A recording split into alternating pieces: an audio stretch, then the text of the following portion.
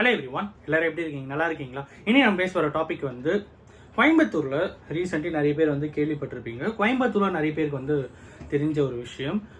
மற்ற இடங்கள்லாம் வந்து நிறைய பேருக்கு தெரியுமா அப்படின்னு கேட்டால், நியூஸில் யார் யார் பார்த்தா அவங்கள வந்து தெரிஞ்சிருக்கும். ஒரு பர்டிகுலர் வீட்டில் நடந்த ஒரு மிகப்பெரிய இன்சிடென்ட் பற்றி தான் இன்றைக்கி நம்ம வந்து பேச போகிறோம். அப்பார்ட்மெண்ட், நிறைய இடத்துல வந்து அப்பார்ட்மெண்ட் கல்ச்சர் அப்படிங்கிறது எல்லா டிஸ்ட்ரிக்ட்டையும் இப்போ வந்து வளர்ந்து வந்துட்டே இருக்குது. கோயம்புத்தூரில் ஒரு பர்டிகுலர் அப்பார்ட்மெண்ட்டில் ஒரு வீடு, ஓகேங்களா?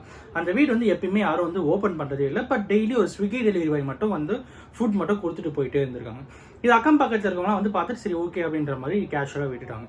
இப்போ லாஸ்ட் வீக் என்ன இருக்குன்னா, அந்த பர்டிகுலர் வீட்டிலேருந்து பயங்கரமாக வந்து ஸ்மெல் வந்திருக்கு.